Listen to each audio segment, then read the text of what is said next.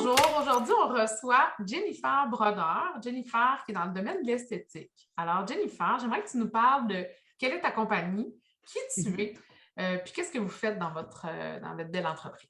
Écoute, mon nom est Jennifer Brodeur, bien sûr. L'entreprise s'appelle JB Skin Savvy. Cette entreprise-ci existe depuis 2016. Donc, c'est relativement nouveau. Mais ceci étant dit, je suis en affaires depuis 2003. Donc, comme on dit, c'est pas ma première entreprise et j'ai eu assez de chance à faire beaucoup d'erreurs dans le passé pour être capable là, de vraiment mieux réfléchir pour celle-ci.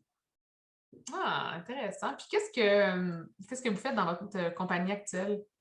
Donc, JB Skin Savvy, c'est une entreprise, on fait beaucoup de développement. Donc, moi, je crée des recettes de produits, un peu comme on écrit un poème. Donc, inspiré par le visage de quelqu'un ou inspiré par la nature ou une circonstance. Rapidement, je me dis, OK, comment on pourrait faire une formule intéressante? Donc, par exemple, notre première gamme qu'on a lancée en 2016, Peony, a été inspiré par la pivoine, bien sûr, mais nous, on travaille avec la racine de pivoine. Donc, toutes les recettes et les formules m'appartiennent ou nous appartiennent. Et notre deuxième gamme, par exemple, Lumi, a été inspirée par mes racines. Ma mère est née en Finlande, donc j'ai eu la chance d'aller à Laponie et j'ai découvert des choses extraordinaires, des ingrédients qui m'ont fait réellement réfléchir. Donc, à mon retour, j'ai formulé. Donc, on fait vraiment la conception de A à Z et je dirais que 90 de notre chiffre d'affaires ou nos ventes, c'est vraiment direct aux consommateurs. Et puis, on a juste à peu près 10 de comptes un peu à travers le Canada, aux États-Unis. Mais la formule directe au consommateur, c'est une formule que je ne pensais pas aimer, mais j'adore, j'adore. Ah, c'est intéressant. Mais en fait, je te dirais que quand on se lance en affaires, des fois, il y a des choses qu'on planifie, il y a des choses qu'on ne planifie pas. Puis Oui. là, tu viens de dire, ben regarde, moi, j'ai rebondi parce que j'ai réalisé peut-être que la vente au consommateur, c'était une opportunité. Qu'est-ce qui fait que c'est la bonne façon de faire pour toi, être Mais directement? oui, c'est intéressant parce que quand j'ai commencé en affaires en 2003, on avait fondé une entreprise et on a développé un appareil qui est présentement dans 40 quelques pays à travers le monde. Et avec cette compagnie-là, notre vision était vraiment de solliciter les distributeurs et là, d'avoir les... Puis là, tu sais, quand un distributeur, c'est la formation, tu sais, il y a quand même beaucoup de stratégie derrière ça, c'est de trouver le bon distributeur. Mais on a appris rapidement avec cette entreprise-là, quand parfois ça va trop bien et on a beaucoup d'énergie envers quelques joueurs, tu sais, donc qui représentent peut-être 80 de ton chiffre d'affaires, et il y en a un qui commence à mal aller, ce qui nous est arrivé, ça dérape assez rapidement. Donc, ensuite, j'ai eu mes cliniques esthétiques et ça a toujours fait un peu partie de ma vie. Et pour moi, partir JB, ça a été vraiment une extension de moi. Donc, je ne pouvais pas être partout. Je ne peux pas donner des conseils de peau à tout le monde. Je ne peux pas faire des soins à tout le monde. Et avant la COVID, je voyageais énormément. Donc, avoir un produit ou une gamme de produits qu'on pouvait vendre et conseiller le plus de femmes ou plus d'hommes possible à travers, si on veut, le nord de l'Amérique ou la Terre, dans le fond, pour moi, c'était logique. Je trouvais que j'avais plus de... L'idée, c'était d'avoir la connexion directe avec mon consommateur. Donc, je suis capable de partager ce que je pense, je suis capable de conseiller comme je désire. Donc, c'est sûr que, veut pas, on a un meilleur contrôle sur la communication de mon branding, ma vision des affaires. C'est très dur parfois, tu sais, si on est une gamme parmi 100 sur une tablette, ben, il faut vraiment que les gens qui vendent ton produit croient dans ton produit, essayé ton produit.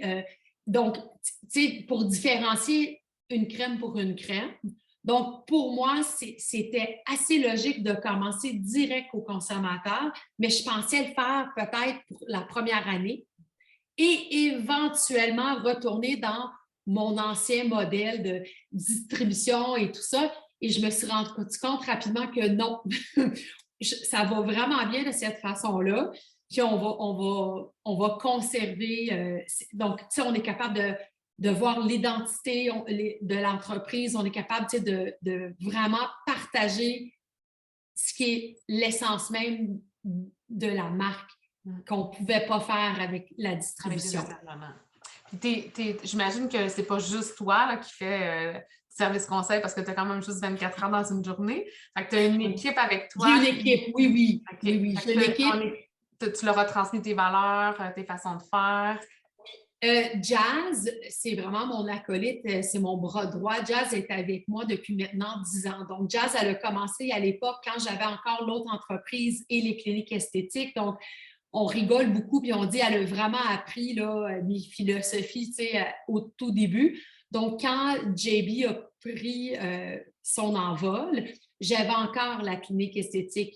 Mais le moment que j'ai su qu'on allait être annoncé dans la revue d'Oprah, donc le 3 novembre 2016, je savais que je devais, par conscience personnelle, de mettre toute mon énergie dans JB. Donc, on a laissé aller les cliniques. On a vraiment trouvé une relève extraordinaire, des jeunes femmes qui aujourd'hui sont là depuis maintenant plus de 6 ans, qui sont extraordinaires. Donc, j'ai vraiment été capable de dire, bon, j'ai fait ça, j'ai fait ce que j'avais à faire, voici les clés, voici l'entreprise, go, tu es capable. Et j'ai vraiment pu me concentrer sur la philosophie de JB et avec Jazz, le fait qu'elle était avec moi au tout début. Donc, elle a vécu toutes les émotions du moment que j'ai commencé à travailler avec Oprah. Elle a vécu les émotions quand Oprah m'a dit « Je veux parler de toi dans ma revue ».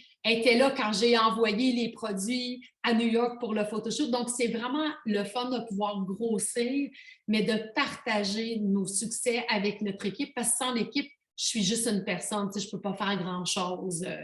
Ça prend une équipe. Donc, après Jazz, on a commencé à embaucher une belle équipe. Ça va vraiment bien.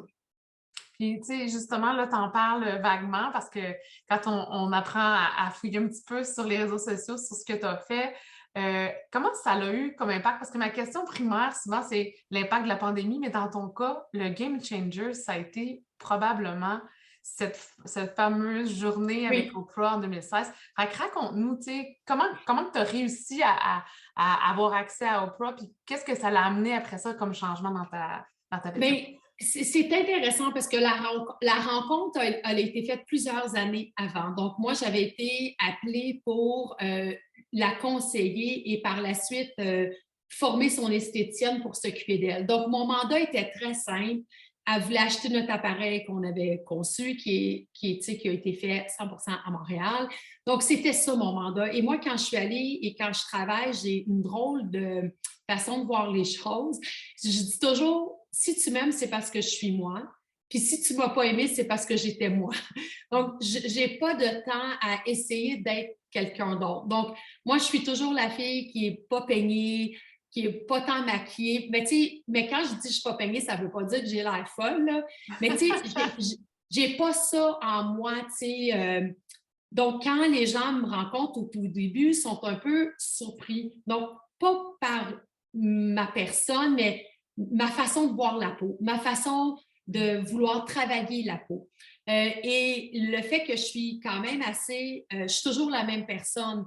Donc, c'est dans mon domaine, je fais partie de gens très rares dans ce que je fais en tant que domaine, tu comprends? Donc, quand je l'ai rencontrée, on a eu une belle échange. Moi, j'étais convaincue qu'elle n'allait pas me rappeler. Mais elle m'avait dit qu'elle voulait faire l'acquisition de l'appareil. Donc, moi, j'ai quitté. Puis le soir même, elle m'a rappelé. J'étais encore en Californie. Puis elle m'a demandé, viens passer le week-end. Donc, ça a commencé comme ça. Puis on a développé vraiment une belle complicité épidermique. À ce jour, je m'occupe toujours d'elle. Donc, c'est une relation qui dure depuis 10 ans maintenant. Mais ce qui est fascinant, c'est que quand elle m'a dit, écoute, il faut absolument que tu offres cette gamme-là à la planète, là, elle m'a dit, t'es prête. Fait que ça ne s'est pas fait la première fois que je l'ai rencontrée, ça a été plusieurs années avant d'être rendue là. Et je pense que ce que les gens pensent, par rapport à un succès, et un succès, c'est le succès, c'est différentes choses pour différentes personnes. Pour moi, le succès a toujours été, quand je quitte, est-ce que la personne est satisfaite? Est-ce que j'ai fait le meilleur de mon travail? Est-ce que moi, personnellement, quand je suis seule, est-ce que je suis heureuse? Pour moi, c'est ça le succès. Puis, pour moi, je l'avais déjà, ça. Je ne ressentais pas le besoin de partager ma vie, partager mes expériences. Donc, c'est sûr que quand elle en a parlé, bien, ça a fait un effet. Écoute, j'étais à New York, à Times Square, mon visage était partout. Ça a fait un effet. J'ai fait une entrevue sur Salut, bonjour. C'est cute parce que avant ça, l'intérêt n'était pas là de leur part, tu comprends? Je te dirais que ce côté-là était extraordinaire. Ça a ouvert beaucoup de portes, honnêtement. Mais pour moi, j'ai jamais voulu vivre mon succès à travers le nom de quelqu'un d'autre. Fait que, mon succès, c'est moi, puis elle, c'est elle. Donc, je ne vais jamais essayer de m'approprier, mais ça a été un changement incroyable dans ma vie parce que le fait de la connaître, de travailler avec elle, d'apprendre à travers elle, elle m'a présenté les Obama. J'ai eu la chance d'aller à la Maison-Blanche pendant 3 ans. En tant que Québécoise, fille de Mont-Saint-Hilaire, c'était quand même assez extraordinaire de dire que j'ai eu la chance d'amener mes enfants à la Maison-Blanche à Noël. Et à ce jour, je travaille et je collabore encore avec les Obama aussi. Et je pense que la clé de mon succès ou le fait que je suis encore présente, c'est le fait que j'ai une discrétion. Tu sais, je fais pas des stories à chaque fois que je prends l'avion.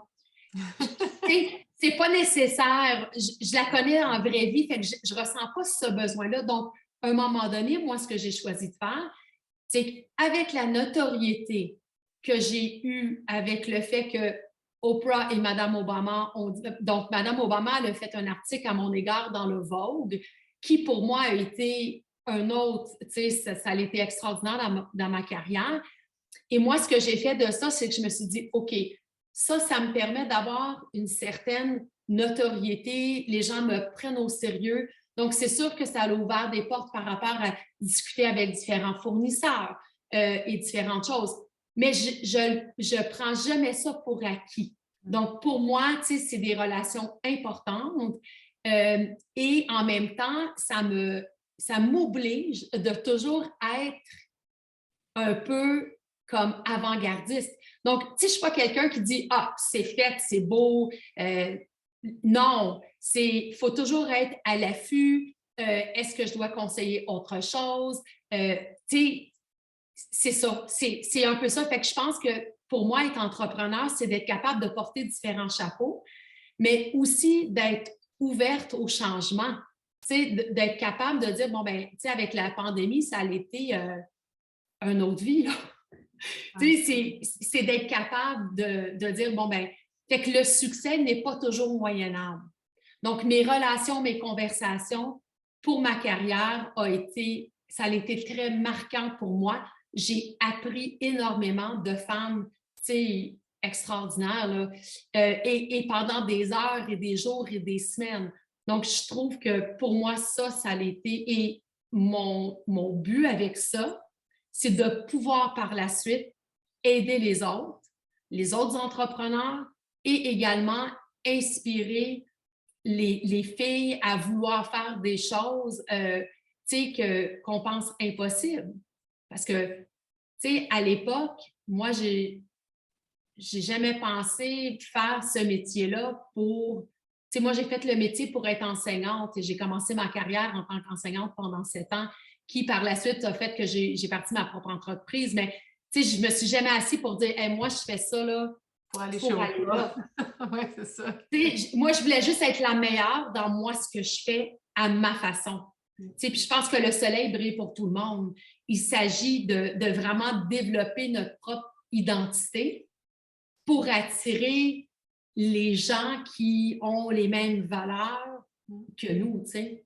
Puis, tu sais, ton authenticité, tu sais, on parle beaucoup de ça, tu sais, de compétences versus de confiance, puis d'authenticité, d'intelligence émotionnelle. Tu sais, c'est des mots qu'on utilise beaucoup, mais tu étais déjà comme ça. Tu sais, avais confiance en toi, mais tu étais avec humilité, avec authenticité. Fait que tu te dis, moi, j'ai pas besoin de me transformer puis de me mettre un visage sur Instagram parce que je suis dans le domaine de l'esthétique. Je vais rester moi, puis au contraire, avec mes actions puis mes compétences, c'est comme ça que je vais attirer les gens, puis ça a fonctionné. Exactement. Puis, tu sais, une petite anecdote qui est drôle, c'est que à un moment donné, tu sais, des fois, on peut se perdre dans tout ça. Tu sais, des fois, ça arrive qu'on a des moments, puis on se dit, mais my God, tu sais, est-ce que je devrais, tout ça. Puis, petite anecdote, à un moment donné, il y avait un party privé auquel j'ai été invitée et le règlement était, on n'apporte pas nos cellulaires. Donc, moi, j'ai laissé mon cellulaire comme bonne Canadienne québécoise. J'ai écouté les consignes. Et quand je suis arrivée, j'ai vu plein de gens vraiment connus avec leur cellulaire. Fait que quelques semaines plus tard, je suis avec Mme Obama et on a la conversation et je lui ai dit, ça m'a frappé de voir. Puis elle dit, oui, mais c'est ça la chose, c'est ça dépend. Comme quand on est bien et on sait pourquoi on fait quelque chose, le succès peut être très doux et très tranquille. On n'a pas besoin de faire du bruit. Et moi, souvent, je me perds dans le moment présent. Donc, je ne pense même pas à sortir mon téléphone ou même pas à faire quelque chose parce que je veux être dans le moment. Donc, moi, je veux ressentir les émotions, les odeurs, et je sais qu'en partir. Puis ça, c'est un talent. Donc, moi, je sais si je suis dans une salle avec des gens et it's time, moi, je suis capable de dire merci beaucoup, le souper a été extraordinaire, je vais laisser faire le dessert et je suis capable. Et ça, je sais que pour certaines personnes, tu sais, tu es à une table de gens extraordinaires, les gens, tu sais, ils ont de la difficulté à dire, bon, ben c'est pas ma place. Mais moi, j'ai ça en moi. Moi, je suis capable de dire, OK, time to go. J'ai pas besoin d'entendre ce qui se passe maintenant. Fait que je pense que tout ça vient avec l'âge aussi, mais je pense qu'il y a aussi des valeurs innées, tu sais, qui partent d'un jeune âge, d'avoir cette discrétion-là, d'être capable de savoir quand parler, pas parler, quand partir. Je pense que c'est important en affaires. C'est drôle parce qu'on a couvert plusieurs de mes questions que j'avais pour toi. Mais tu sais, à quelque part, souvent quand on est entrepreneur, on oublie notre motivation initiale. Tu sais, notre fameux why, c'est qu'on entend souvent. Toi, c'est quoi ta motivation? Parce que tu as quand même parti de plusieurs entreprises. Puis j'imagine que tu vas la rechercher à chaque fois que tu redémarres quelque chose. Ce serait quoi? Des fois, c'est dur, je ne te le cacherai pas. C'est bon ta question parce que c'est une conversation qu'on a eue la semaine dernière. Moi, c'est assez simple. Mon why à moi, c'est de rendre les gens heureux. Mais de les rendre heureux à un point de vue au-delà de la ride, OK? Parce que moi, pour moi, une ride, c'est un privilège. Si tu vieillis, c'est un privilège, c'est parce que tu es encore sur la terre, tu sais.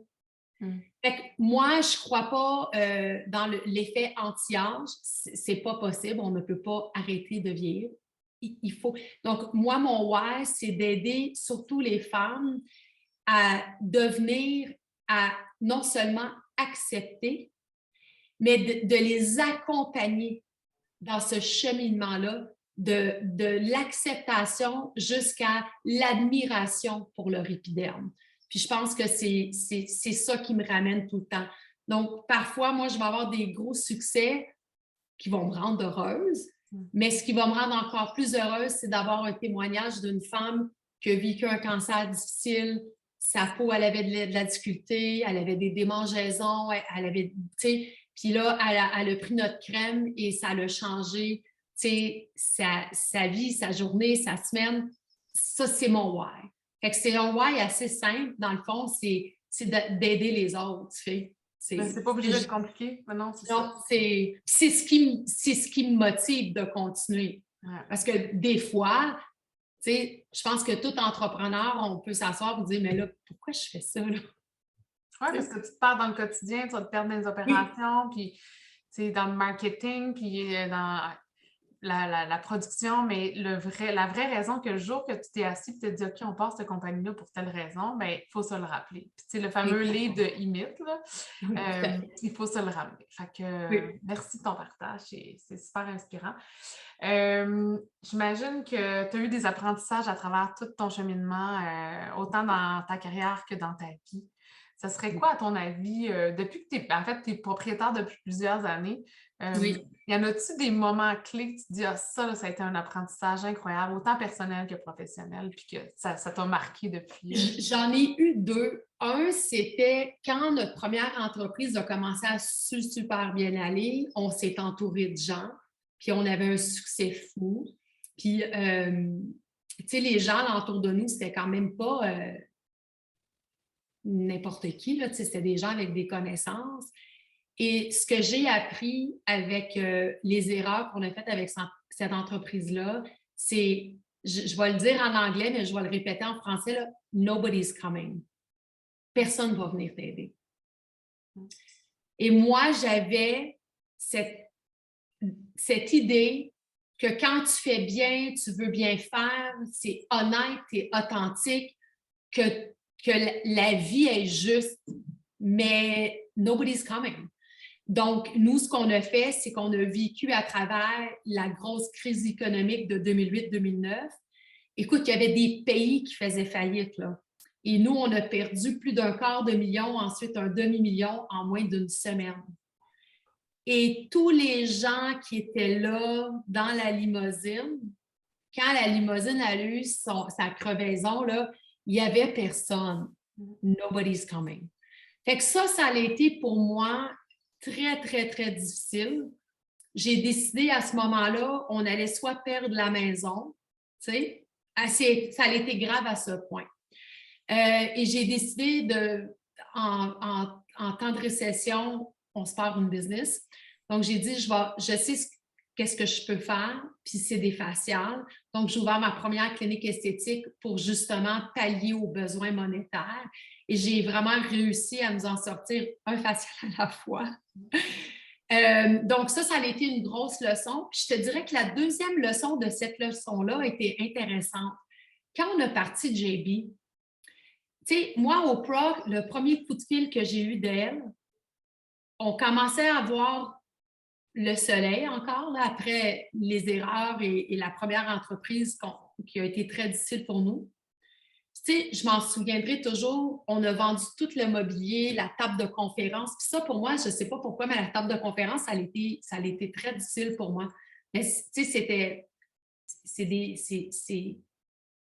c'est rien, mais c'était tout symbolique, tu comprends? C'est matériel, ta gang était autour de ça, c'était rassembleur. Exact. Il y avait toute la symbolisme derrière ça. Et ce qui est fascinant, c'est que quand Oprah elle a appelé, j'ai gardé ça pour moi. J'ai fait mes choses, j'ai travaillé en silence pour moi. Je me disais, j'ai pas besoin de partager ce que je fais à personne. C'est à moi. Parce que je me suis rendu compte que quand ça va bien, tu as toujours, moi je les appelle les mangeurs de chips, tu as toujours le monde alentour de toi, puis là, ils sont là, mais eux, là, tu sais, ils sont pas là, ils sont pas dans le combat, mais ils sont prêts à toujours te donner des opinions. Mais après ça, quand tu es à terre, tu saignes parce que tu as mangé 2-3 coups de poing ou quelque chose, mais ils sont souvent pas là pour te relever et te dire hey, « écoute, tu es capable, lâche pas ». Donc, quand tout ça a commencé, j'ai vraiment gardé ça pour moi. Puis je me suis dit, si ça va en quelque part, tant mieux, et sinon, tant pis. Et ce qui est drôle, c'est que quand j'ai eu le coming out d'Oprah en 2016, il y a des gens autour de moi qui m'avaient conseillé, dis jamais aux gens que tu as eu cet échec-là avant. C'est pas nécessaire de parler de ça. Et moi, lors d'une entrevue en direct, la première chose que je ne devrais pas dire, je le partage. Puis, je suis très fière de moi. Je ressentais le besoin d'annoncer qu'en affaires, c'est jamais facile. Il y a des hauts et il y a des bas. On prend des bonnes et des mauvaises décisions. Mais quand on a cette résilience-là, on peut accomplir plein de choses. C'est pas en 24 heures, là. Tu sais, c'est le temps, la maturité. Et je pense qu'il faut aussi reconnaître nos torts et reconnaître les échecs et de ne pas juste glorifier l'échec. Parce qu'il faut faire attention. Tu sais, il y a un côté malsain de juste glorifier. Oh, on a des échecs. Oui, mais il faut apprendre de l'échec et d'essayer de ne pas la répéter. Donc, pour moi, ça a été de ne pas nécessairement attendre après quelqu'un, de vraiment compter sur moi, de m'écouter, ma voix intérieure, de l'écouter. Et la deuxième chose, c'est de l'écouter en étant capable d'être encore plus authentique, peu importe les circonstances. Et ça a été très marquant car quand j'ai donné cette entrevue-là, de toutes les entrevues que j'avais données, ça a été l'entrevue qui a vraiment résonné avec les gens davantage. Parce que tu as été authentique, tu as dit les vraies choses. Ce que tout le monde vit par en arrière, puis des entrepreneurs qui ont eu des échecs, là, le patron de mon conjoint, il m'a dit la même affaire. Il dit Catherine, t'inquiète, des business, j'en ai eu 2 puis 3, puis ça n'a pas tout été des succès comme celle que j'ai aujourd'hui. Mais j'ai appris de ça, puis aujourd'hui, ben, je suis meilleure, puis je suis plus fort. Puis en me partageant ça, j'ai fait comme OK, il est vrai, là, tu sais, je peux avoir confiance en lui, je peux écouter ses conseils parce qu'il ne me dit pas juste le beau, il me dit aussi les autres côtés, tu sais. Bien, c'est ça, puis je pense qu'avec les réseaux sociaux, c'est ça qui m'inquiète. C'est ça qui m'inquiète parce qu'on a tendance à voir la vie des gens, on voit ça tout beau, on vend le rêve, tu vois?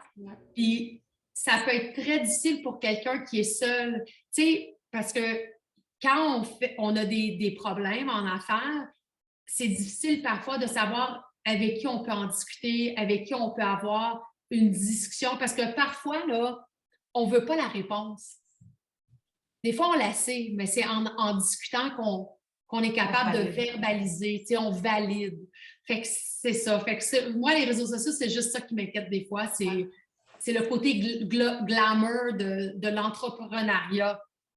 Mais en fait, on est à la même place. Je te dirais que la série, c'était un peu ça. Tu sais, je vais dans mes petites questions, là, c'est quoi ta bête noire en affaires aussi, puis tout ça. Tu sais, connaître la vraie réalité. Puis, tu sais, avant qu'on pèse sur record puis qu'on soit en live, c'était un peu ça la discussion qu'on avait, toi puis moi. Puis, tu sais, l'authenticité, pour moi, ça a toujours fait partie de mes valeurs. Puis, mon équipe m'ont toujours suivi puis supporté encore plus dans le moment où est-ce que j'étais au fond du baril, comme on pourrait dire. Fait que pour moi, c'est d'être inspiré par des entrepreneurs comme toi qui disent les vraies choses. Ben c'est l'objectif de cette série d'entrevues-là. Donc, merci de ton partage, puis aussi d'être vraiment transparente puis authentique dans tout ça parce que comme femme, aujourd'hui, je me dis, on a cette intelligence émotionnelle-là que, encore là, c'est un peu galvaudé, comme on le revoit partout. Mais, et c'est quand même ça. Tu sais, moi, je me dis, aujourd'hui, ben, je me suis cachée derrière mes apprentissages parce que je voulais avoir confiance dans mes compétences. Mais en fait, la force, c'est quoi? C'est ton humilité aujourd'hui. C'est la personne que tu es, la personne qui va se confier, qui va être ouverte. Fait que c'est bien plus dans les soft skills que je pourrais dire que dans mes compétences techniques ou dans les tiennes, tu comprends? Puis c'est ce qu'on jase toi et moi aujourd'hui. Oui, puis c'est souvent ce qui va démarquer une entreprise à une autre. Donc, quand l'entreprise a un cœur, tu sais, moi, je crois fondamentalement que quand l'entreprise a un cœur, ça se ressent. Et tôt ou tard, les choses se replacent. Même si on a des moments difficiles, on rebondit de ça.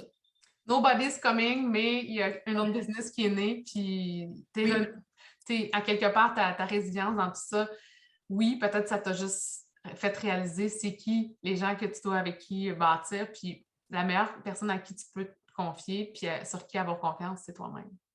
Exactement. Voilà. J'aimerais avoir un dicton. As-tu un genre de citation motivante, quelque chose qui tu sais, dans tes moments plus difficiles ou même juste dans tes moments de day-to-day, si tu fais de la méditation, une petite phrase qui reste en toi puis que je pourrais partager quand je vais partager la vidéo? J'en ai une. Écoute, je ne me souviens pas exactement comment on l'a dit, mais je pourrais te l'envoyer, mais rapidement, ça dit, je vais la traduire, là, mais c'est quand la chenille pensait que c'était à la fin de sa vie, ben, elle est devenue, tu sais, un papillon. C'est un proverbe qui est extraordinaire et longtemps, longtemps, longtemps, longtemps, je l'ai eu sur mon bureau et je l'avais partout, partout avec moi parce que souvent, quand on pense que, tu sais, mettons, c'est la fin, bien souvent, c'est non, c'est tout ce travail-là qu'on a fait, cette résilience-là nous a préparés pour ce qui s'en vient. Donc, il n'y en a pas de fin, finalement. Ah, c'est très bien. Bien, merci. Merci tellement, Jennifer, de toute cette belle... tout ce que tu nous as dit aujourd'hui, c'est de la générosité incroyable. Moi, je suis contente aussi d'avoir pu plus te connaître comme personne parce que, tu sais, je suis pas comme, je suis la même chose que toi. Je suis pas quelqu'un qui est très, très extraverti sur les réseaux sociaux. J'ai quelqu'un maintenant qui m'aide dans la production de tout ça. C'est pas quelque chose que j'étais habile. Dans le passé, j'étais directrice du côté média, mais derrière le rideau. Donc, je suis un peu comme toi dans cette situation-là. Puis, je te dirais que tu as très bien fait ça. Tu es vraiment très, très bonne. Je suis privilégiée aujourd'hui de t'avoir dans mes entrepreneurs sous projecteur. Merci de ton temps. Puis, on se dit à bientôt sur les réseaux sociaux quand même. On va te suivre sur tes plateformes. Bonne journée. Merci.